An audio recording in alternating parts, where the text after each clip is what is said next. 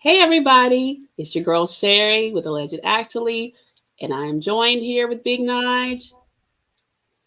Welcome. Thank you guys for tuning in. Big Nige, how you doing? How's your Wednesday going? So far so good. Can't complain too much.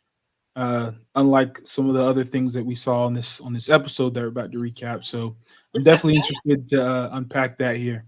Yes. So you guys, for those of you that don't know, today on our Wednesdays we recap 90 Day Fiance The Other Way. And y'all, we have a good episode to unpack for you guys tonight. So we're just gonna get on into it. I mean, it was just that good.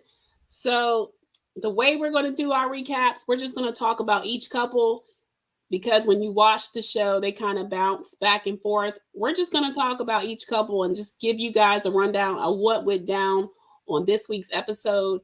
Big Nige, I'm going to kick it over to you. We're going to start off with James and Tata. Um, what were your thoughts? What did you like? What didn't you like? Tell our viewers what went down. Yeah, so for James and Tata, I'll start with James. Obviously, he has his conversation with his homeboy. They're starting to talk about it. They're kind of unpacking, the magnitude of the situation. He's uprooting his life, going to move to Indonesia. He's moving in with her parents, and I think that house has like I think what 5 people in it, so I they'd be think they six said and seven. seven. Seven. So it's a crowded house. Still no plan on the money that he's still going in believing it's banana chip business. His friends just kind of looking at him like he's kind of crazy. You can clearly tell there's poor planning into this on both of their ends.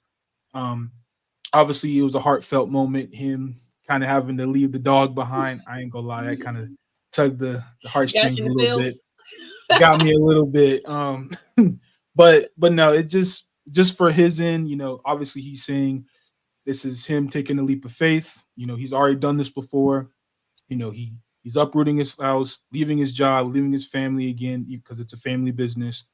And so he has nothing to come back home to if this plan goes awry. Um, so that's pretty much it from James' department. Obviously, I don't really agree with what he's doing as of late, but we'll see how everything continues, and I'll give more of my thoughts on this later on as we continue recapping. Moving over to Tata, she's back in Indonesia. She's looks happier. Seems more in tune with what's going on over there. Her It turns out that there was a thyroid and I think tonsil issue with her, and Hmm. somehow the Indonesian doctors was able to come up with the solution, and no doctors in Maine could do it. Now it's no shade to either side. I'm glad things are working out for her, but I'm just a little confused on how the Indonesian doctors found all these things wrong with her, and then these main doctors just found nothing, or they couldn't find out what was wrong. The only thing I can think of is potential translation issue if James was not present during these appointments. I find it hard to believe he wasn't, so I'm just very curious on maybe we'll get some tell all on what these doctors might think because I it's just hard to believe. But other than that, we see that she's selling flavored ice with her sister. They're about roughly 16 cents per ice pop thing. So that's interesting. And she is making some money from it. I don't anticipate it being that much. But again, we'll see how that timeline continues. Um, and the most important thing I think was the conversation that Tata had with her sister. Hmm. She looks up to her sister.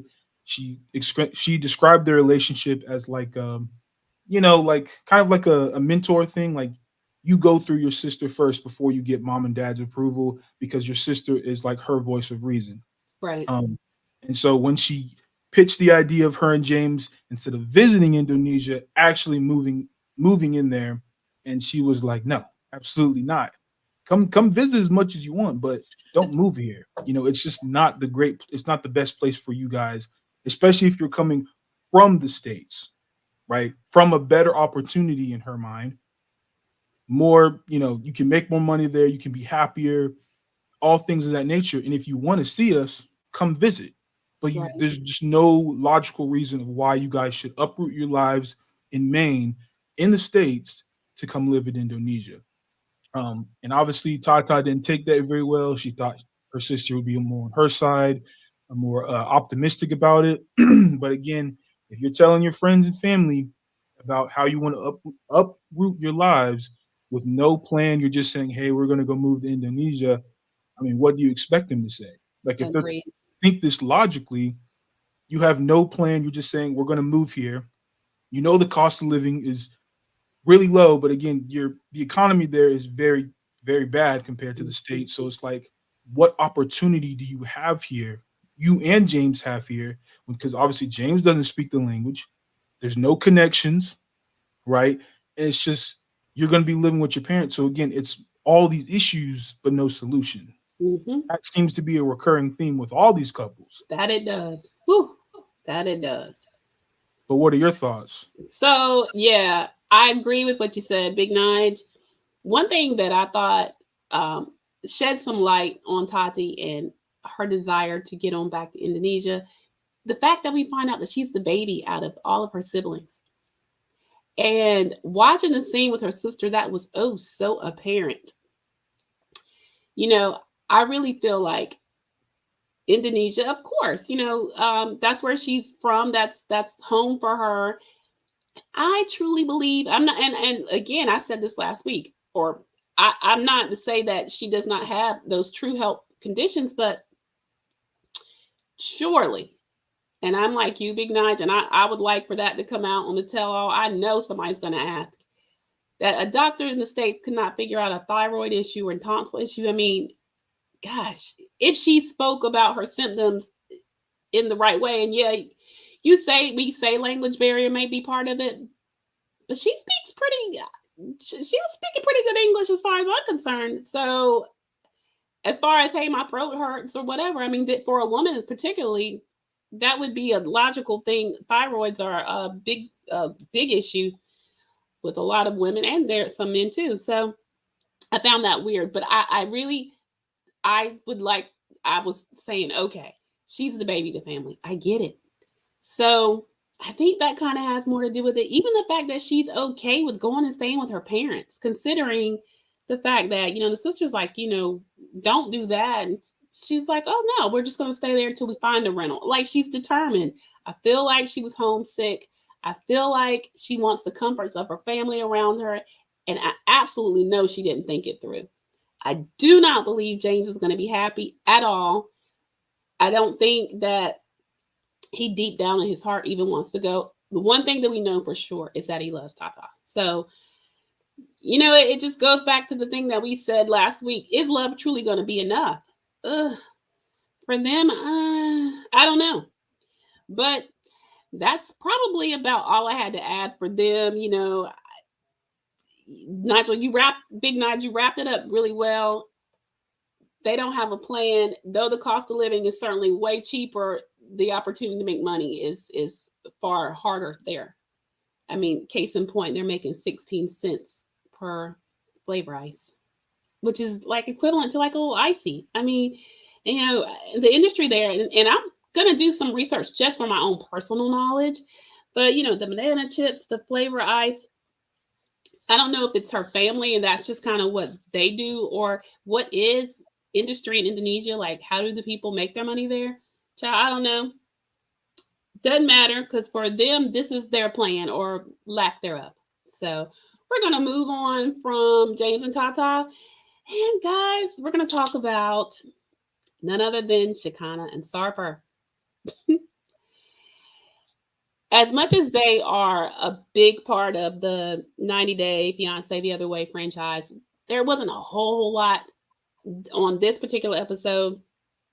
They did check back in because last week they were on the heels of their argument about, Sarper holding on to the bottles, the black book, and kind of not letting his past go with his sordid past with his 2,000 odd side chicks, women, whatever, child.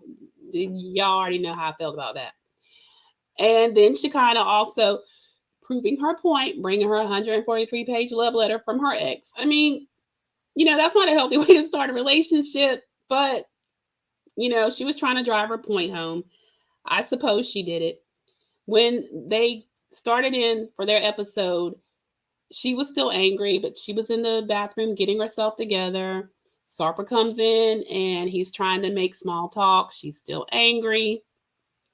He's trying to prove himself because, she's like, look, I've been gone from a man, She wants to be physical with him, honey, because that's the one thing they have for each other. I think it's a lot of lust. Not sure how much love versus lust that those two have going on.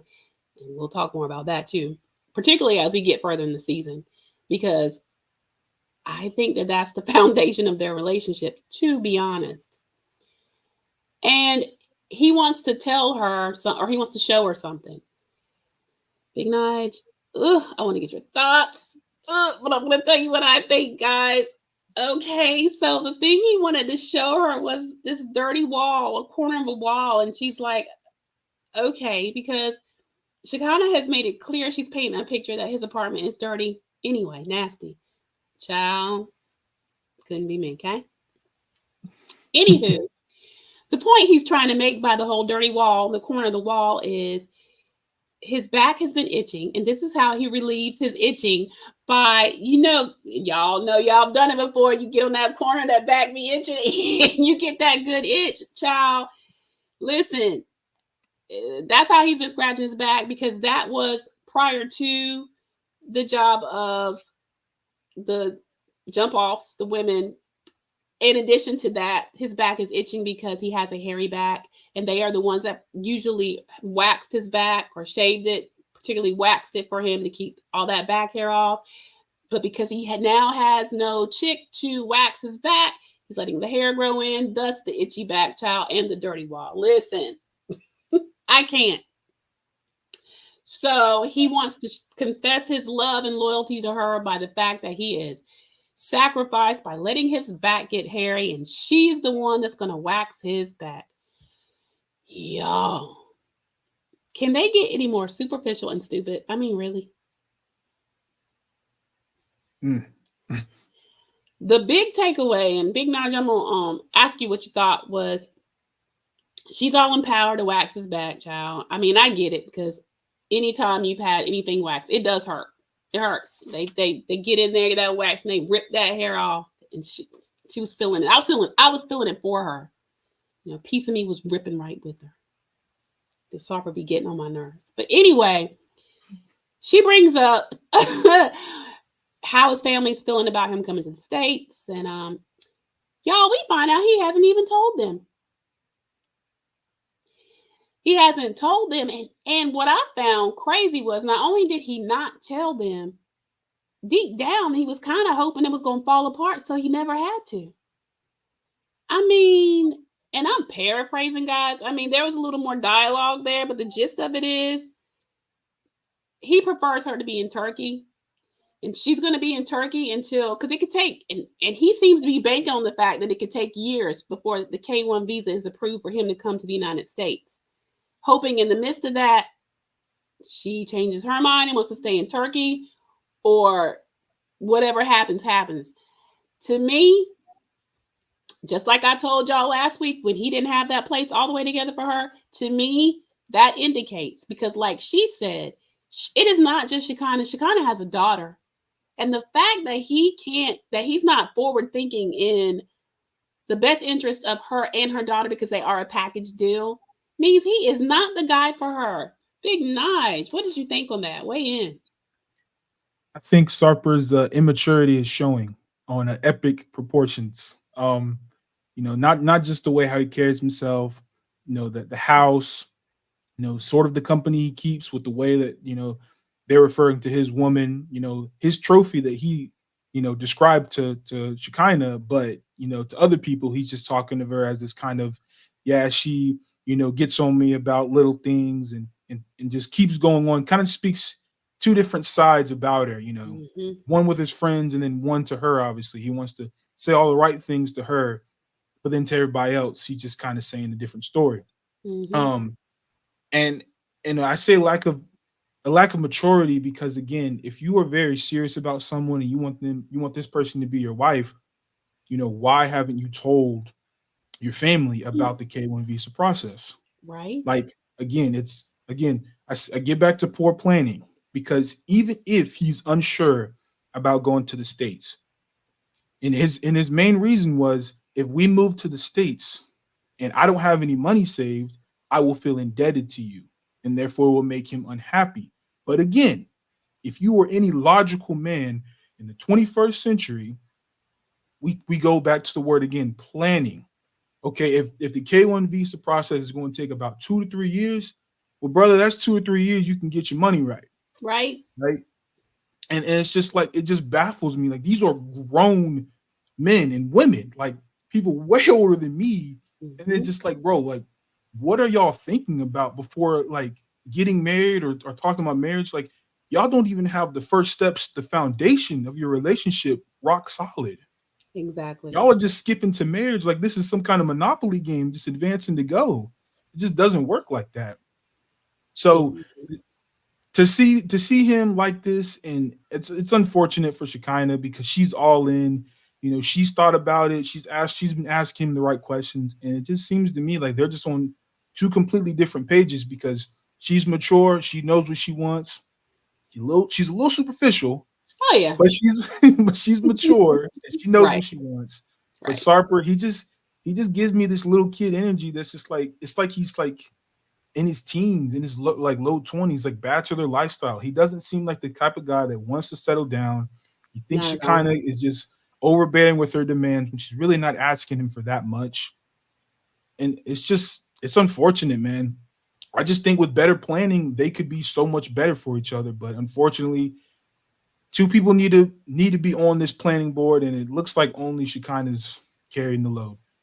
I agree. And, I don't like to use this term loosely, but I'm going to give Sarper, he's the poster child for an F boy. And he's a grown A man, y'all. Listen, too old for that behavior is sickening to watch. Shekinah is crazy to not pick up on that. And I know in her world, living out on the West Coast, she should not be non familiar with those types. So I'm a little disappointed in you, sis. But we're gonna keep watching and see if you know, your eyes open up. We'll see. All right, guys. So our last two couples that were featured on the episode were giving on this episode. So we are going to talk about Josh and Lily, and we're gonna close out with Statler and Dempsey, which was really more about Statler's side of the story on this one. But so for Josh and Lily, I'm gonna let you start it off, Nige, and you can bring me in because I want to have some back and forth dialogue on this one because I got lots to say. Right. So with Lily and Josh, I guess we'll start with Josh. So obviously he makes his way there to this absorbently big house. Yeah. The first thing they show them is the fridge, and it makes ice. You know, that's wonderful. Then she goes up and shows him the really expensive lights in the Yes. bedroom that are controlled by the phone. And it's just interesting because she brought up two instances where she spent an absorbent amount of money, but then when he goes to open the fridge, no ice cream, no ice cream because no money, She ain't got no right? money. And no money is been her favorite words to him as of late. And it's Yeah. just like, again, I think it's just a little bit of a language barrier. Like, she wants to convey to him that she is spending a lot of money. I don't think she actually means to keep reminding him I'm spending a lot of money, but I think it's more along the lines of, this expensive thing that you like, it costed money. She's not giving the X amount of dollars, but it's just like, yeah, like, you like this toilet that Yeah. cleans you up, and you like this nice house. Well, this stuff costed money. Yeah. But again, I still think Josh is not a high maintenance guy. He seems very low maintenance. So I'm really wondering about the miscommunication there. She looks like she went all in. He's like obviously impressed and very appreciative, but he's already voicing that he doesn't like the fact that she keeps saying, I have no money. I have no Hmm. money. I need money. And then they go off to, try on, like, for the fitting for their wedding. And I thought it was very interesting because before I get into, like, any other dialogue between them, she said that Josh wanted a special wedding. And here's again where the interpretation can get lost. Right. She took special wedding as expensive. Yes. He thought special wedding was just, this is important for your family to see us together, like for Right. our marriage in your country. Yes. So help me out here, but what do you think the misinterpretation keeps coming from? Because those are two completely different things, and I'm just Yes. curious on what your thoughts were. I think you're spot on. I think that they're interpreting it two totally different ways. When he said special, you're right, Big Nige, he meant, look, we got married in the States, but we didn't get a chance to have your friends and family there. We want to have an opportunity to have those people there that you love and then do it in your tradition. And I really think that's what he meant. Now, I will say, it was one thing that kind of stood out to me. And if we're jumping around, guys, sorry, but we're going to wrap. We're going to pull it in together so you guys will be following what we're saying. When they were at the wedding attire fitting, he would make mention that he liked something. And she zooms right in. Oh, okay, well, whatever. She did keep making the mention of, this is expensive. This costs a lot. I have no money. But it seems like she was so laser focused on providing everything that she thinks that he wants, like you said. But I will say, when they were trying on the attire, he was giving vibes of, yeah, I like this one better, or uh, I mean, he was really into the whole, because she was saying, he said he was doing it for her, but he did say, I'm really into the culture. I'm really into the food. I made sure to have her to order the turtle soup. And so I don't think that Josh is completely innocent. And, he may not literally mean go run out and do it, but he certainly does drop them hints. Now, I don't think he realizes what situation she is in financially. He may, but even the fact that, because he said he sold his house, he had some money, and so like when he wanted to upgrade in the hat, he was like, yeah, I'll buy that. First of all, let me say this. If I'm getting ahead of myself, pull me back in, Big Nige. But okay, so if he had some money put up, why didn't he run her some money on the renovations and or on the wedding planning? You can't on one side of your neck get mad because she keeps talking about how expensive things is and she don't have no money, like she's throwing it in his face. But you have some money.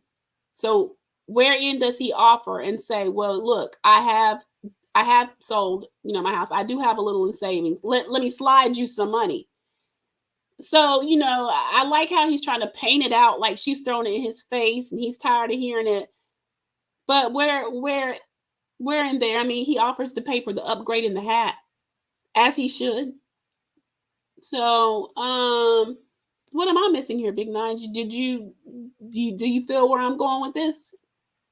I I definitely feel where you're coming from. I do think that their communication was that she was going to pay for the wedding, but obviously, if you guys are partners and married, I don't see why he would be okay with that. Considering again, we're talking about the word I keep bringing up, planning, Right. right? He is 47. He's not no young kid, He just like is. Sarper. So if you know you're going in a situation where you can't make money for X amount of time, you Yes. need to save your money. You need to be responsible before you move, before you get on that plane to start your life. You got to have some money, man. Like what is going on with these people on this show? They Listen. just dive into these different scenarios and just hope for the best. But like Mhm. everything is expensive. You can't just go in there without a plan, without any money, and just think all is going to be well. Mhm. I just don't get it. But to your point, it just he should be the one willing again with the planning. He needs to be willing to step in. It's like I know you said that you want to pay for the wedding, but here, let me cover this. I might not have as much to bring to the table at this point, but let me slide you this. Let me bring you this. That way, she doesn't feel like she's having to, take the burden of the financial, stability in the relationship because he should be coming to the table with something. Not just a Agreed. little money he had left over, but an actual savings, an actual plan that they need to have sat down and talked about prior to him moving. Agreed. Agreed. And I don't know if you caught this too, but she kept trying to throw him a lifeline and saying, "Hey, so what do you think? This is expensive, but what do you think?" And he just, I'm gonna let you decide. It's on you.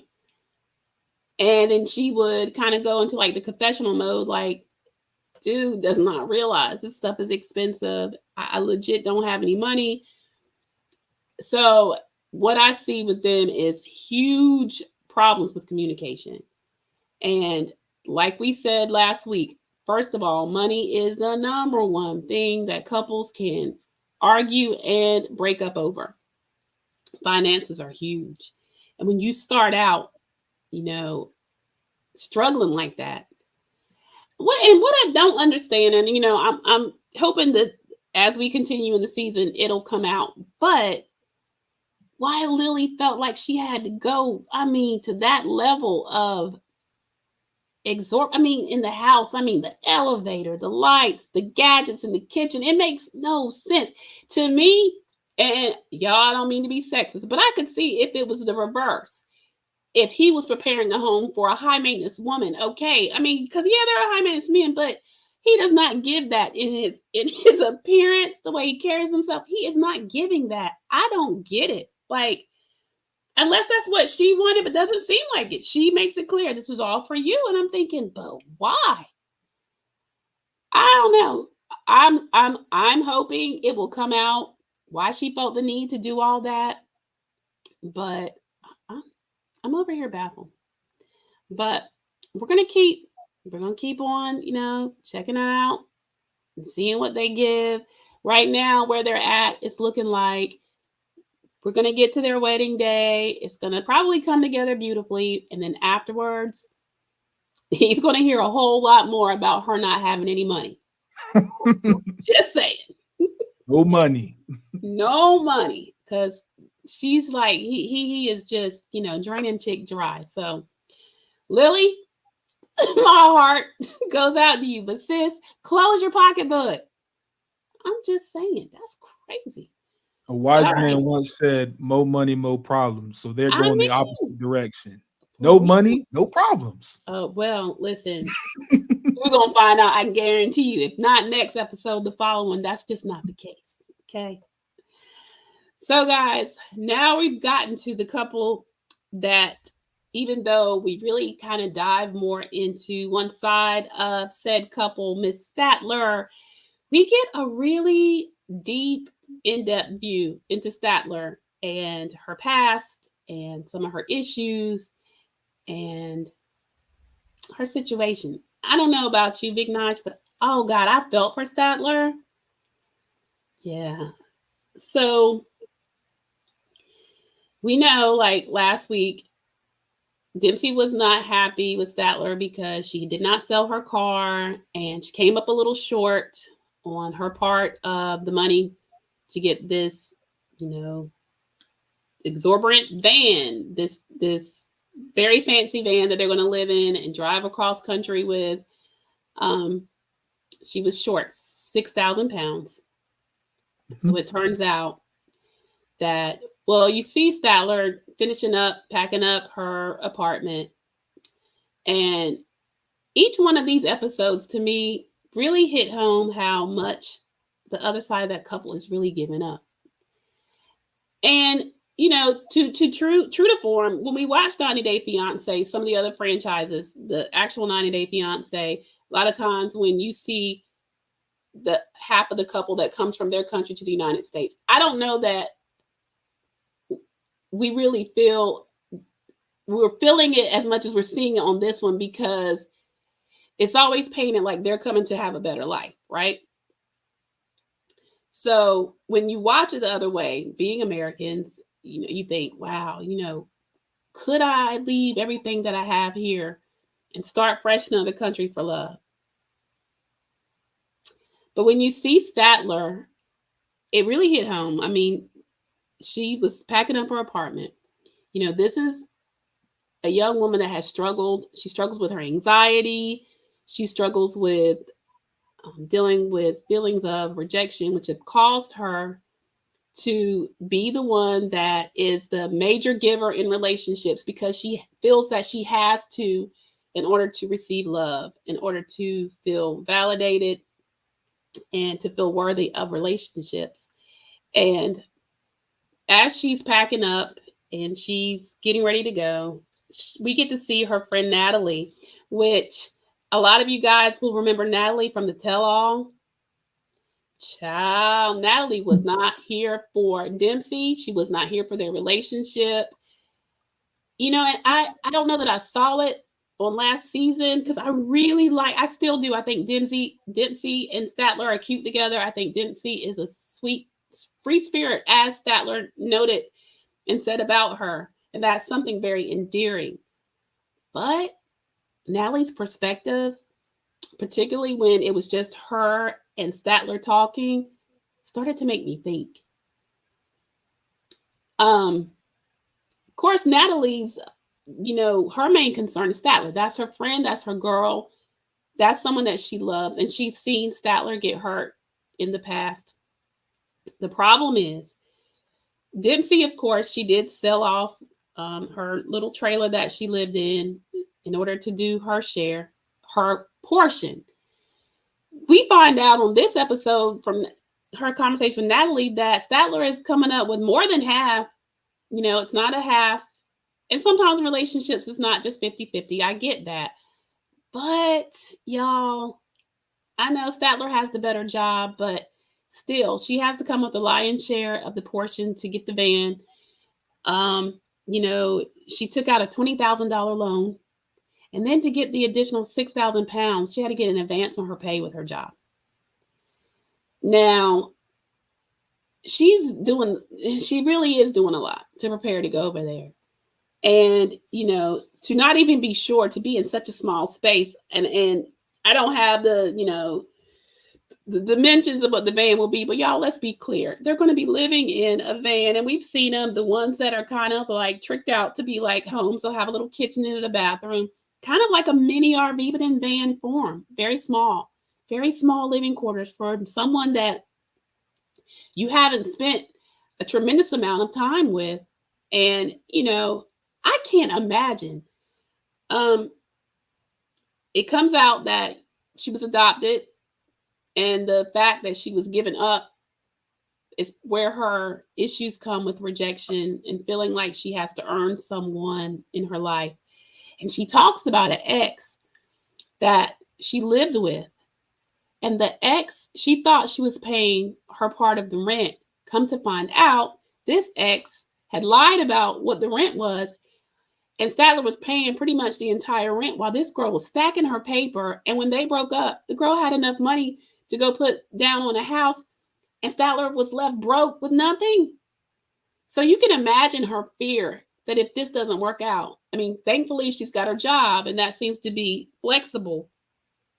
But now I understand her panic attacks, y'all. Now I understand her hesitance and why she was looking so crazy when she and Dempsey were FaceTiming last week. And Big Nige, what were your thoughts? Because I'm conflicted now because I do like Dempsey, but now I'm kind of feeling where Natalie's coming from. And so did Statler, by the way. So I I'll say this. I'll start with this. So obviously we see that Statler, you know, everything that you said, she does not feel comfortable being the sole breadwinner. Um, and with that, you talked about the situation with the ex, where she was paying all this money, basically covering all the bills, while the ex was saving up for a down payment on the house. Well, again, go back to my word planning. Now, it's okay to have your walls up and barriers and everything like that, and you're looking for love, but doesn't this situation kind of sound a little similar? Not in the sense that the ex and Dempsey are alike, but just like Statler is again putting herself out there, putting all of her chips in, while Dempsey is just kind of, I mean, if the van thing doesn't work out, well, I'm a free spirit anyway. right. I wasn't planning on working anymore. I mean, I'm planning on going and seeing the rest of the world, you know. Mm-hmm. So you have that, but then you also have Statler, her conversation with Natalie. Well, my thing is, Where was Natalie sooner? If Natalie has so much weight, so much impression on Statler to make her think and ask these questions that she should have been asking from day one, you Right. know, am I okay with being the sole breadwinner? You know, what's our contingency plan if I lose my job? Right? How are we going to be able to afford anything? Not to mention, we know who Statler is as a person. You know, she's very to herself. She likes it. She said she likes her little hermit shack, her apartment. Now she's going from her apartment, which even though she probably lived by herself, even if it wasn't the biggest place, it was still her place. Yeah. And she don't take up a lot of space, right? So then you put her with somebody else in an even smaller space. Coming from another introvert as myself, I couldn't do it. You know, Yeah. I like my space, right? And so to put all that together and then just so many uncertainties, again, I ask, where was Natalie sooner? She should have been in Statler's ear from day one. And Statler, she isn't void of any of this, and I do feel bad for her. But again, this is still like another person just going all in, no planning, no Mhm. budget. So now she has to get an advance from her job. She's pulling out a $20,000 loan. You would think she was about to go buy a car, Yeah. but instead she's going to go move all the way overseas to maybe make a life with somebody. Maybe. And that's just it just baffles me, man. Like these Yeah. are grown people making these childlike mistakes, but these mistakes, especially in Statler's case, can cripple her for the rest of her life financially. Yep. And she has to just be okay with it. And that's where you're seeing the panic attacks, the second guessing, the is this really gonna work out?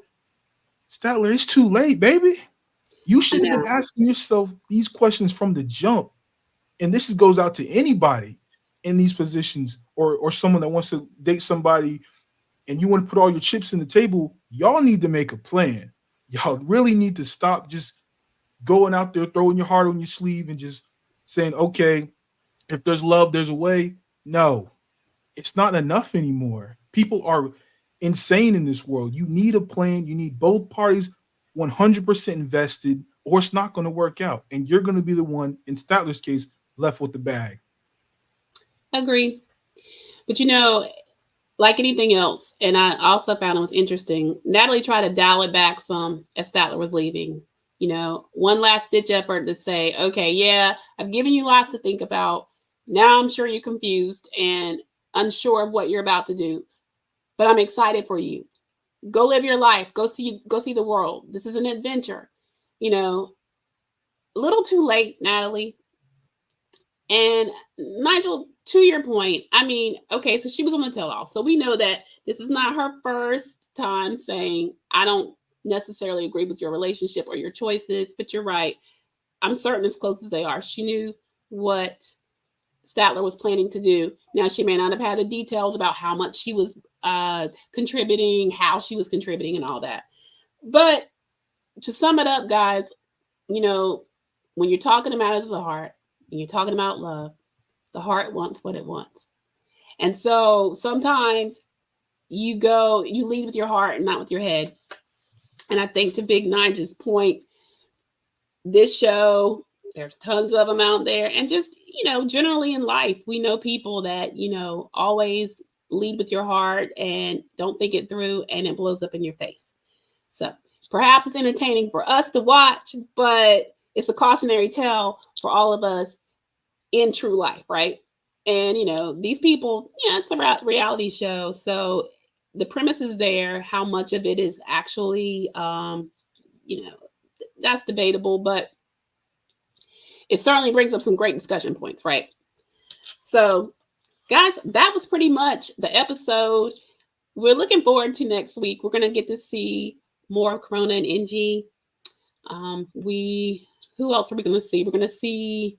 We're going to see Shekinah and supposedly the person that Sarper also might have said he loves you to this other girl. Right, So right. that's going to be interesting. And that That's could explain Sarper's hesitancy because he might have that girl as a backup plan, which is why he might uh-huh. not want to leave Turkey. So we'll see about Yep. that. So yeah, so you guys are gonna have to come back next week and find out what happened. Come Chat with us on it. Put in the comments what you thought of the episode. What are your feelings on Statler and her going with the new information we found out, Natalie's advice? What do you think about Josh and Lily? Good gracious, y'all. Where's the disconnect, guys? Um, Tata and James. What are your thoughts there? Do you think it's gonna work? Mm. Just let us know what your thoughts were on the show because we like to hear from you. And thank you guys for tuning in. Make sure you join me back on Monday, my Bravo Monday, when I'm going to be doing a recap on Real Housewives of Orange County. And coming soon, we'll have part 2 of the Design Your Wealth Mindset series. I'll be interviewing co-author Monica Love. So you're going to want to tune in for that because it's going to be some more good gems on finding your way to financial freedom. So you're going to find it right here to let you actually. Nigel, Big Nige, I am sorry. I want you, as always, to do a quick plug for GoatCast Podcast, and then we're going to bid you guys good night. So, like she said, yes, I am the co-host of the GoatCast podcast. Me and my other co-host CW, fan favorite as well. We talk about basketball topics, past, present, and the future. Right now, I've been talking more about Team USA and the Olympics. Been going over some comments that some people are making out in the basketball world. You know, so I definitely think you should go give us a look. Obviously, you'll see me in the. There's going to be another discussion where I'm going to make a guest appearance on another YouTube channel where I kind of defend my basketball takes that they have started to kind of ridicule. So if you guys like to hear anything basketball related, any social media controversy in the as it pertains to the basketball world, definitely give us a look. We are the GoatCast podcast, and definitely if you're a fan of it, give us a like, give us a follow, and comment your thoughts down below. But other than that, I appreciate y'all for giving me this platform to speak my mind on 90 Day Fiance, and I look forward to being back real soon. All right. Well, as always, thank you, Big Nige, for joining us. And thank all of you for tuning in. And we'll see you next week. Bye, guys.